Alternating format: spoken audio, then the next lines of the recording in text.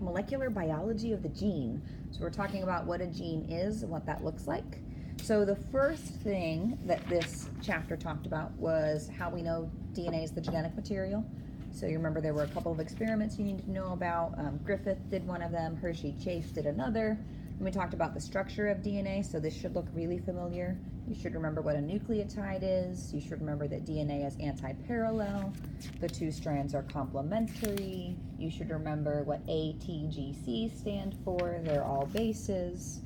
You should remember who that person is. Anybody? Franklin. You're like, I can read the name that's on the screen. Okay, so Franklin took the picture that helped these two people figure out the structure of DNA. Who are these guys? Watson and Crick. Okay, good. You should remember talking about Chargaff's rule, which is the idea that the percentages for adenine and thymine are always similar because they pair. We found that out later. And the percentages of G and C are always similar because they pair with each other. DNA replication, that was in this chapter. So that whole modeling process of how DNA replicates, all the enzymes that are involved, that's what the earlier part of this chapter talks about. So hopefully you remember some of that. Enzymes are pretty important in that process. They're pretty important in transcription and translation as well. Okay. We said the process of DNA replication is semi-conservative. So when you have two new copies of DNA, really one half of it is an old strand, the other half is a new strand. That's a semi-conservative model. So then this is the new stuff, okay?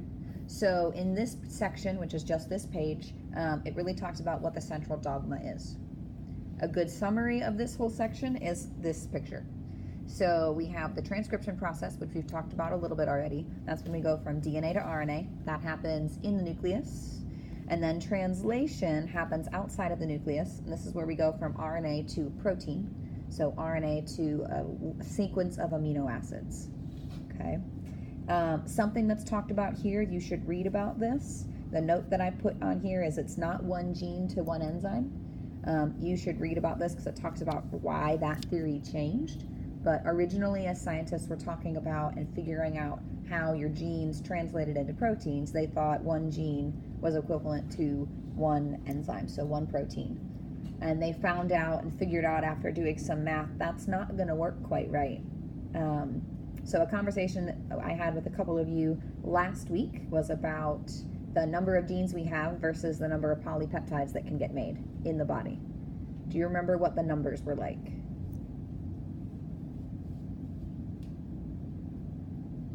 No? Do you remember us talking about the idea that a cell can choose what introns to remove?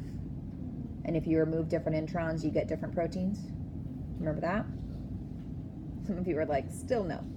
Okay, so we may have about 22,000 genes in our 46 chromosomes, but we make about 100,000 different polypeptides. So it can't be one gene to one enzyme because we make more than 4 times the number of polypeptides that we have of genes. Does that make sense? Okay, so the cell has to be able to do something else to make more protein from the genes. So what the cell does is change which introns get pulled out. So if we take a section of DNA, if we cut this up into 10 pieces, your muscle cells might cut out sections 2, 5, and 6, but your bone cells might cut out sections 1 and 8. That changes the RNA, that means the RNA sequence is different, so then it changes your protein. So you get a different protein with a different shape and a different function, okay? That's why that's important. 10-7, ready? Next one. The beautiful part about this is every section is like one page, so they're kind of short and sweet, which is nice. So this, again, talks about the central dogma and that process.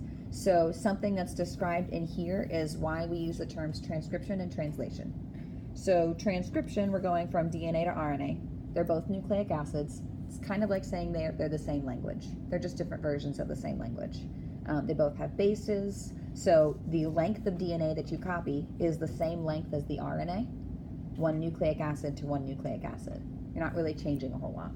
In transcription, that's different. This is more like, in translation, that's different because we go from RNA, which is nucleic acids, to amino acids to make the protein. And it's a different language. We go from having 4 bases to choose from to 20 different amino acids.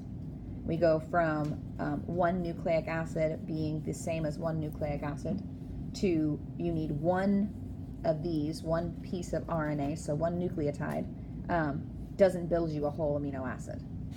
You need 3 nucleotides in order to get 1 amino acid. So transcription is DNA to RNA, translation is RNA to amino acids, because it's translating between similar languages versus completely different languages. So that's where that terminology comes from. If that doesn't make sense, I've got another trick that I'll show you tomorrow to try to remember the difference between transcription and translation. Okay, the terms triplet code and codons are defined in this section. You should make sure you look at those. The triplet code is the idea that you need 3 RNA letters in order to tell you what amino acid you should have. So that's called a codon. The codons are in the mRNA. So when we go to talk about codons, when we're talking about transcription, we're talking about what's on the mRNA molecule. And we'll talk more about why that's important later. But you go from DNA to RNA to a polypeptide, and again, the codon is in 3 section chunks. Okay? So if there's a mutation, this we'll talk about stuff that's at the end of the chapter, but just foreshadowing that a little bit. If you lose one of these, then that completely changes the sequence of the letters, so you get a completely different protein, potentially. And we'll talk about how that can affect an organism or affect an individual. 10-8. Any questions so far? Anybody fall asleep yet? No? Okay, good. So 10-8, again, talking a little bit more about how that translation takes place. So this is going from RNA to proteins. This is an example of a chart that you can use to figure out what amino acid you would get based on the sequence of the codon. So if, let's say, your codon starts with C, okay, well, if we're going from here, we're going to start at C. If then your codon, the next letter is a U, that's where you go. Instead of picking C, A, or G, we go CU. And then if the last one is G, that means we have leucine. So these are the names of the amino acids, and from in to out, that's your order of your codon. So let me give you a different example and see if you can figure it out. If you have the book, you might want to look at yours instead of up here. Let's say we have G, U, A. What is that? I can't read it, but the V. Yeah, this one, okay. What if we have UAA? Red. It's that red one. So notice how many red things are there on this chart? 3, and there's a green one. Okay, so these are the start and stop codons. So you need to know that there's one start codon. It's AUG, and that codes for methionine. And there's 3 stop codons. You don't have to know their sequences because there are 3 of them. But this is looking at starting and stopping translation. So this is how the ribosomes know where to start making the protein and where to stop making the protein. So do you remember what gets added to the end of the mRNA to make it longer? The poly A tail. It wouldn't be any good for the ribosome to copy a lot of AAAs. That's not going to do it any good. So before that poly A tail, there's a stop codon somewhere, and the ribosome stops translation at that point. Okay? Does that make sense? Maybe? Yeah? Okay. All right. Other things that you need to know. You should remember 1 codon equals 1 amino acid. So how many nucleotides are in 1 codon? How many bases? 3. Okay, triplet code. So 1 codon is 3 nucleotides. That gives you 1 amino acid. Because of the way the letters work, if you do the math, which you can take time and write it out, or you could count all of the possibilities here, there's 64 different sequences of letters. Okay? Because of that, we only have 20 amino acids. There's some overlap. So if you look at this chart, you can see that valine has 3 different sequences here that code for it. Arginine has 3 different sequences here that all make arginine. And then there's 2 over here too. So some things have 4 sequences that will make that amino acid. Some have 6. Some do only have 1 though. So some are very specific. Methionine as the start codon needs to be pretty specific. You don't want the cell does not use, and this you could talk to an evolutionary biologist about why probably, but doesn't use lots of sequences to start copying the RNA to proteins. So it really only needs one sequence for that. Okay. So how many amino acids are there total? 20. 20. Well, and so there's exceptions to every rule. There are 20 in our body and in most animals. There are actually some other amino acids that scientists have found, but we still usually say there's 20 because as far as most biologists are concerned, we're just worried about the 20. So I think there's another 3 or 4 maybe, but we say there are 20. Okay. The genetic code is pretty much universal. So every organism uses this process. So that's one reason why it's so important, because it's such a central thing when we're talking about how life is formed. And that's another reason why there was an extension question on the POGIL that asked about looking at things' history and how they're related. If everything uses the same process, they came from the same place. That's kind of the idea of how we trace things back. Okay. 10.9. So remember the steps of transcription? This is a little more detail for the steps of transcription. So I will expect that you'll know these steps and be able to use these terms to describe them. So what's written here is some terms or things that are active in each step that you should be aware of. So the steps are initiation, elongation, and termination, which pretty much is exactly what it sounds like. So initiating, what's that mean? Starting. So how do you start transcription? Okay, we said there's a start codon, AUG, okay, methionine. So the ribosome looks for, before that start codon, it looks for a promoter sequence. So on the RNA somewhere, there is a section that is a promoter. The promoter essentially helps RNA bind to it. It helps the ribosome bind to it so that you can go ahead and get transcription occurring. And I said ribosome, I mean RNA polymerase, sorry. So the promoter helps RNA polymerase bind to it, and that's where it's going to attach on. Once it attaches, what direction is it going to move on the DNA? 5, 3. That is the direction DNA is built. So we read DNA the other direction. So we go 3 to 5 on the DNA strand to make pre-mRNA. Okay. And the RNA polymerase will just go until you get to the terminator sequence. So this is like you start on a subway, you go until the next stop. It's kind of like that. Okay. So RNA polymerase and the promoter are necessary for that.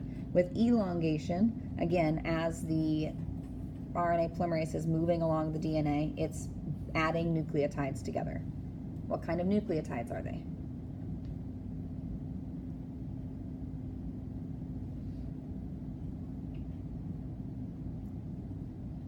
What are you asking? What kind of nucleotides does RNA polymerase put together? What kind of nucleotides are there? That's my question. There's 3. There are technically 4, because there are 4 letters. But what type of nucleic acid is it? What type of nucleotide is it? G. G is one of the letters. T is another letter. P. G. But T is not in this type of nucleotide. I don't know. You talked about that the other day. A and C. A, C, U, G. So what type of molecule has those letters potentially? RNA. So they're RNA nucleotides. Okay. Not a super difficult question. I think maybe you were overthinking it. Sorry. Okay. RNA nucleotides get added together to build the mRNA. Okay. What enzyme does that? Polymerase. Okay. RNA polymerase. Again, this stuff should seem like review because it is. We've talked about this with the POGIL already. Okay, so initiation is the RNA polymerase binding to the promoter to start transcription. Elongation is where RNA polymerase moves on the DNA and builds the mRNA. Okay, and then how does the RNA polymerase know to stop? What does it look for? Terminator. This is the terminator sequence. Okay, so the start and stop codons are used in translation. not in transcription. Okay? So in transcription, we look for a promoter and a terminator. Okay? It's Arnold Schwarzenegger coming to help. No? Okay. I've never seen any of those movies, so I just know that he plays in them. So with termination, RNA polymerase reads a signal here. Sometimes it's called the TATA box. So TATA, because the sequence is thymine, adenine, thymine, adenine. So there you go, fancy name for the stop. And RNA just falls off. Okay, at that point, we have a molecule of what that's been made? No.